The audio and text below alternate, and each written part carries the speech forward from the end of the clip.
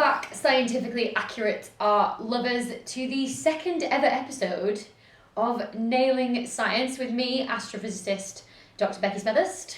And me, molecular biologist Dr. Michaela Livingston-Banks. And this week our special guest is mathematician Dr. Tom Crawford, which is very exciting. I'm excited for sure, but I'm also super nervous because I've never had my nails painted. Never. So yeah, tell us about your research, Tom. Right, yes. My PhD was in fluid mechanics, which is basically modelling the movement of every fluid you can think of. And when I say fluid, we specifically use fluid rather than liquid, because a fluid you can think of as something that changes shape to match the container it is in. So like air and any of various other gases. Then of course you've got liquids, water, maybe things like honey. And they can all be modelled by the navier-stokes equations, which are the base equations that we look at in maths when we're doing fluid mechanics. When a river enters the ocean, where does that river water actually go? So is that just modelling like where the water is flowing in a river itself, or are you talking about like sort of the water cycle that we all learned in geography when we were It's kind of the water cycle. Yeah. But the water cycle sort of says the water enters the river and then it flows down and enters the ocean and then it evaporates and is back in the air and sort of continues. But it's more what happens between leaving the river and then going into the actual ocean and then before it evaporates. Right, because I've always wondered that. Like, does it go to the bottom? Is it in a hurricane? Exactly. Is it like just sitting around the surface? That's the question. It's going to pass through some shark gills. I don't know. Yeah. So it's not quite on the level of does it go through this particular fish, but that could be a cool collaboration between you and the physiologist. Yeah, I like that. Yeah. What percentage of the world's water goes through shark gills on its way to rain? Yeah. You have this water leaving the river, and then does it spread out equally in all directions? Could be the first question. And then for a small river, probably does. But then when you get to a larger river, you're on a much bigger scale. And so once you're on a larger scale, you start to feel the effect of the Earth's rotation. So the Earth's rotation sort of acts on, you would say, a 10 or 100 kilometre scale. So you only really feel it when you're either really, really big or you're moving over a very, very long distance. The same way that like small storms on Earth don't rotate, but hurricanes, when they get big, rotate because of the Earth's rotation. Exactly. Right? So what you generally find is as the river flows into the ocean, it's going to turn either right or left, depending on northern hemisphere or southern hemisphere. That's really So cool. the classic myth about the plug hole, absolute nonsense, right? but is based on actual science. Yeah. So that's the first major thing that's going to affect where your river water goes. Then you've also got the sort of I'll let you guys have a little. I didn't realise this was going to be a pop quiz. Well, think about a river entering the ocean. The speed of the water. Perfect. Yes. Nailed it. Nailed it. Don't mind though. So we would classify like the speed as the volume flux. So the flow rate coming out of the river. So that's to do with how fast and also how big the river is. So it's like how much water is coming out. So I was thinking like size of river opening, but again that comes under volume flux, and I'm just like everything I can think of comes under volume flux. Salinity! Yes! So kind of, in general, it will come in and out to some distance because of the Q, the volume flux. Then the Earth's rotation tells it to then turn. So it turns and sort of forms this big whirlpool. I'm a bit of water here. That was a sound effect. This is great. So you have this big whirlpool forming, and then as well as the whirlpool, as it comes back on itself, it then flows along the coast. Right. Yeah. Okay. So it's only on the surface, and then you've got this sort of it comes out because of Q, it rotates because of F, because of the rotation, and then it flows along the coast. Does it create little eddies? Yeah, vortices or whatever. It will, yeah. So you can have, generally you'll have this large vortex or eddy, as you said, forming at the next to the river mouth, and then if there's a change in one of those parameters, so usually it would be a heavy rainstorm and Q changes dramatically, your vortex might become so big that it goes unstable and then sort of becomes unattached from the current and then sort of disappears off, okay. you said, like as its own little propagating vortex. That's cool. Okay. And you can see these things like moving around. Yeah. So this brings me on to a question, I guess. So, like, the reason why we care where river water goes is because more often than not, there's all sorts of stuff that gets pumped into rivers. Oh, that exactly. That we Yes. Yes. So yes, does yes. this mean that potentially, rather than just ruining our coastlines, it could, you know, have these little vortices which just bud off and carry pollution with them? Yes, that can happen. It's a very specific setup because when they do become unstable and become unattached and then propagate off, that requires this big change in the volume flux, so like a big storm, or sometimes you can get it if you have a very particular geometry of your river mouth. Right. So like I know, for example, the Gulf of Mexico, because it's kind of nice and sheltered from the ocean, you get a lot of these eddies coming off and then propagating. Okay. Just because of the geometry. So Yeah. in certain situations, Is that why you the can Gulf get of them. Mexico is the colour it is? Because the Gulf of Mexico is sort of a lot browner than like the Caribbean, which is very close by, which is obviously very clear water and blue. So is it because of the shape of the Gulf of Mexico that with all that sort of stirring up of like eddies and vortexes that you get sort of like sand and silt coming up? Yes, that. Always wondered that. Plus like the Florida, river. why is your ocean brown? Plus the rivers you've got flowing in. So you've got like the Mississippi, Oh yeah. which is just the siltiest, Mm. dirtiest of. right. Right. If you think New Orleans is basically built, the Mississippi Delta is all Yeah. built on all of that sediment. So you've got all of that Mixing coming in in as as well. well. Yeah. So the idea was, can we recreate that situation in the lab where we have very specific control over those three things? Mm-hmm. So we start off with a big square fish tank. Okay. And like if you're like picture a big meter cube fish tank. Okay. A meter? A meter, it was a meter square and then like 60 centimeters deep. It was big.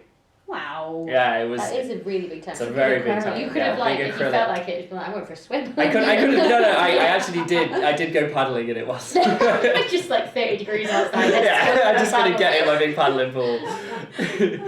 So it has a big tank and then it's got to rotate. Mm-hmm. So it's going to be filled with salt water Yeah. because that's our ocean. Mm-hmm. And then you just put the whole thing on a big turntable That's cool. and have the whole thing Where'd rotate. you get the big turntable from?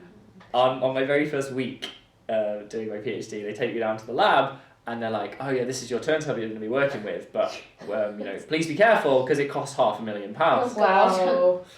So that was... I am the clumsiest person. especially when you're working with water as well, right? There's obviously lots of electronics around and Oh, computers, gosh, yeah. and because you want a computer attached to the turntable, so you can have all your cameras attached to it and everything. And then you stick another box on top, which is your reservoir. Mm-hmm. So that's filled with fresh water, and then the fresh water flows down a hose pipe, and then we had to build the river mouth. If you had just used the hose pipe and just had that sort of, it would be like a jet. Mm-hmm.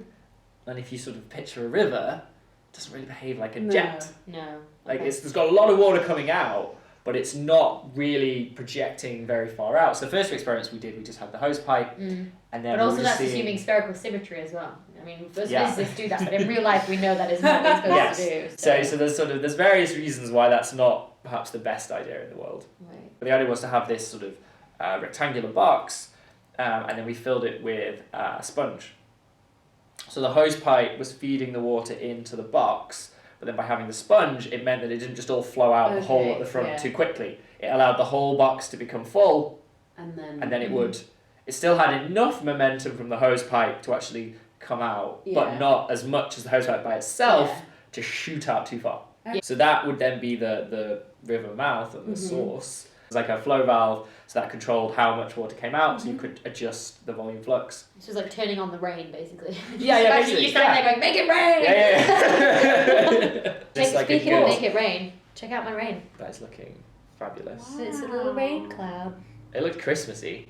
I feel like it should be Christmas, so they should be. It's like a snow. Well, I'll try and Yeah, make the that's cloud awesome. look angrier then and less Christmas joy. So what very I cool. want to do is, you had a video, and I didn't really delve into what was actually going on here. So I could see the picture of the tank and all that, and then Yeah. there was this video where it had some nice bright colours, which Yes. was presumably the water. What were the colours representing? Because Yeah. basically I'm going to give you nice rainbow nails. Is Amazing. nice. I know, I like that. So Because that's your experimental. exactly, yes. So Results, your they were data. filmed from above. Yeah. So you have your square tank filmed from above, Yeah. and then you put red food colouring Red. in the freshwater. Colouring. Nice.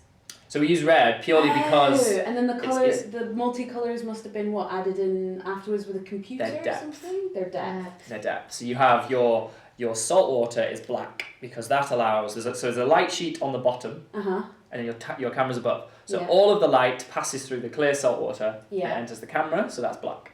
Okay. Yeah. And Okay. then, as it passes through the bits that are dyed red, not all of the light gets through. Okay. Yeah. And you can do a calibration to get the light intensity and relate that to the depth of the freshwater current. Ah. Because if it's deeper, there's more food colouring blocking the light, so Yeah. less light gets through. And then you just need to, and it's like a nice linear relationship. I love all this turbulence and fluid stuff. Yeah. But it's, So- it's so applicable though to like, interior of a star. Like, Oh, no, absolutely, yeah, to the 100%. same thing Yeah, as yeah, the and rivers. It's really and we cool. just don't understand it. Like it's Yeah. so one of the Navier-Stokes equations themselves are one of the Millennium problems. Oh yeah, I love Yeah. these. Please tell us about Millennium Yeah, Problems, so 'cause these are my the favourite things. or at least were in the year 2000 the 7 biggest unsolved problems in all of maths. Yeah. This is another physicsy one actually. Yeah. But we'll come to that. So these are the 7 biggest problems that were deemed to be the 7 biggest problems that are unsolved in maths by a group of leading mathematicians in the year 2000. Right, it was The like some Scientific sort of Advisory conference. Board. And for each problem, you get $1 million for solving it. And the fluid dynamics one was basically we have the Navier-Stokes equations, Mm-hmm.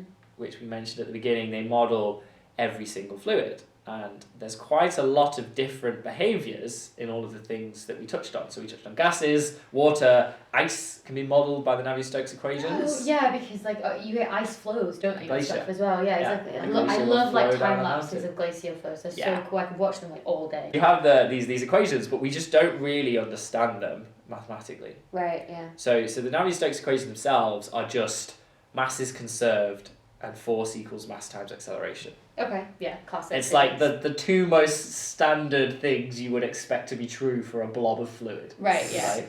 It's that's why they work so well, Yeah. because they're so basic. Yeah. But then when you sort of go through deriving them, you then get pretty awful mathematical expressions. Okay. And when I say that, I mean, there are what we would call singularities. So lots of points where you're dividing by 0 Yeah. and things, which No one likes is a singularity. never good. Yeah, Yes. except Stephen Hawking. He loves them.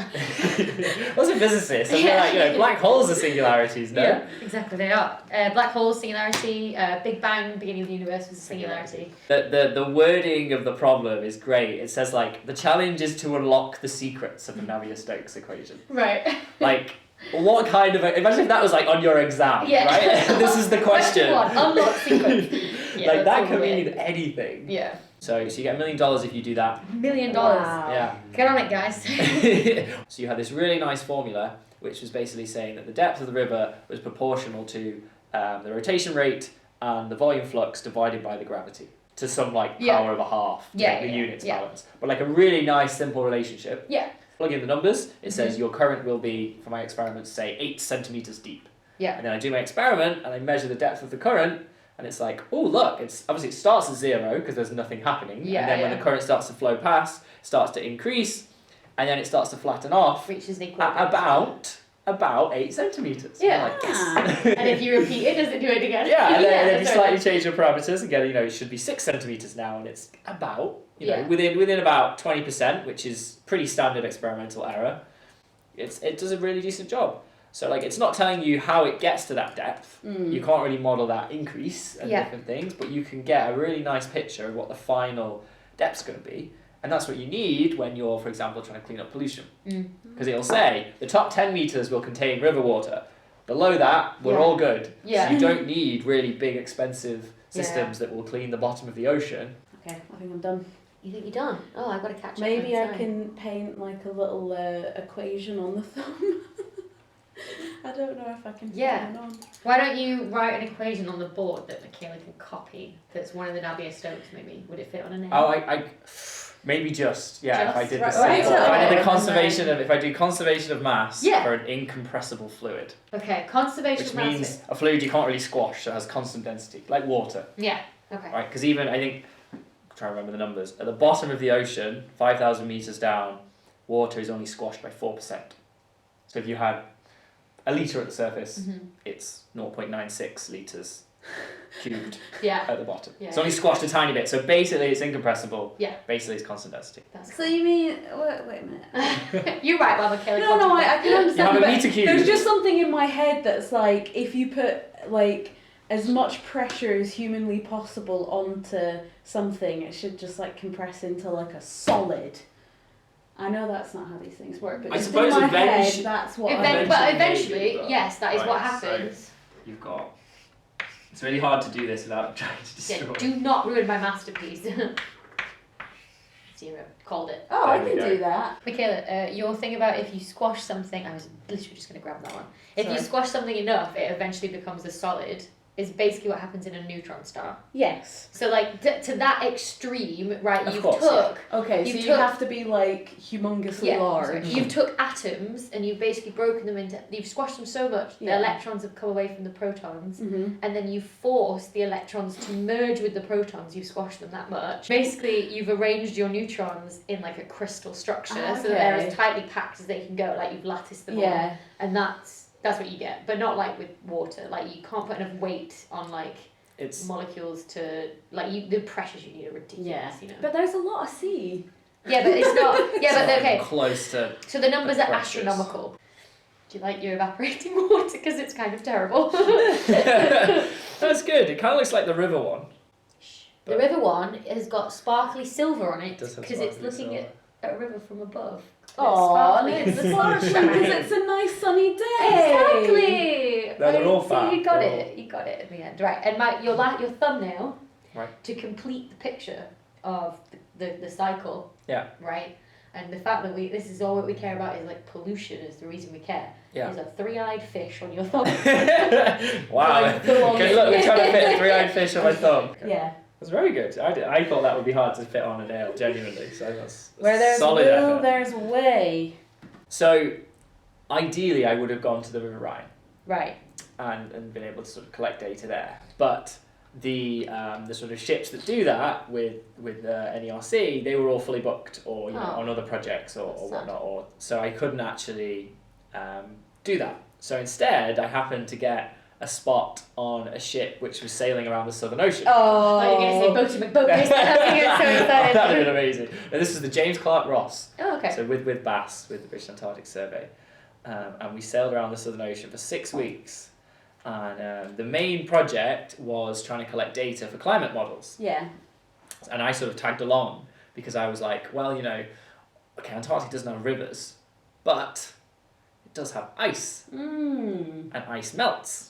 Yeah. And the meltwater will flow into the ocean in much the exact same way as river water will flow Yeah. into the ocean. So in theory, I should be able to still get data Got you. Yeah. that I can use in compare the model. And you were like, I'd much rather go to Antarctica than the Rhine. Also, yeah, northern coast of the Netherlands or Antarctica. There's Yeah. a bit, Yeah. So I spent 6 weeks on the ship, and the data we wanted to collect Yeah.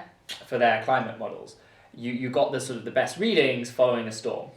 Right. So not only are we in the stormiest ocean on Earth, we are then purposefully trying to chase storms in the stormiest ocean on Earth to get the best readings. So we hit 2 force 11s, so it goes up to 12.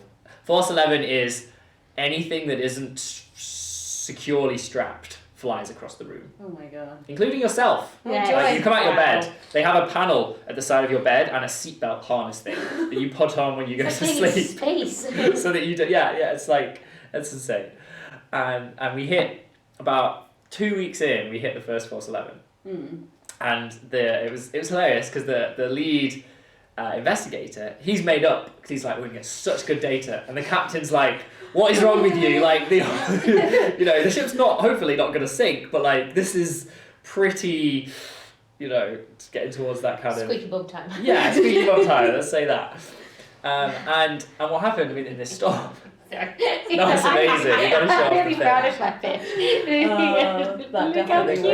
Look how cute he That is. is a cute little fish, actually. We hit the 4-7 storm, Squeaky bum time. and the fridge containing all the beer, Oh God.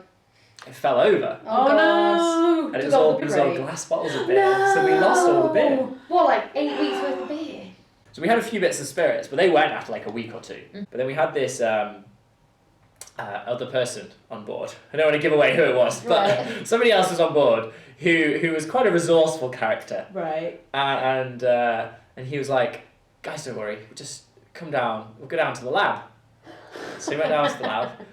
We then distilled pure ethanol Oh my god. from doing a bit of chemistry experiments. Got no some one go pure blind? ethanol, and then made our own vodka in the chemistry lab. And The way you went to the chemistry lab for ethanol rather than being like, let's go to the kitchen and distill some potatoes. Like, they but actually that are would take supposed to do with ages, so we vodka. were like, you just get the impurities out of the ethanol. Oh yeah, okay. Then as long as it's As long as still the methanol's incredibly gone, it's risky and fine. incredibly dangerous. Yeah, It that- absolutely should never ever in a million years be done by not a professional chemist. Saw a blue whale. Wow. Like one morning, it just like you heard the sort of the blowhole thing, yeah. And then everyone like runs to the window and you can just see it popping up next to the ship. Yeah. And you run outside and try and Oh, like film speaking it. of fluid dynamics and people spotting stuff on the edges of ships, ship captains and like cruise ship captains in particular, especially like when you go on like whale watching tours, have to be really careful, because if there is something like that where someone spots like a whale or a dolphin or something and everyone runs to that side of the ship, that's a very, very quick like transfer of weight. Yeah. And so most cruise, like I know this about cruise ships because we got through the bridge of one once, but like they have huge water tanks in cruise ships that they can drain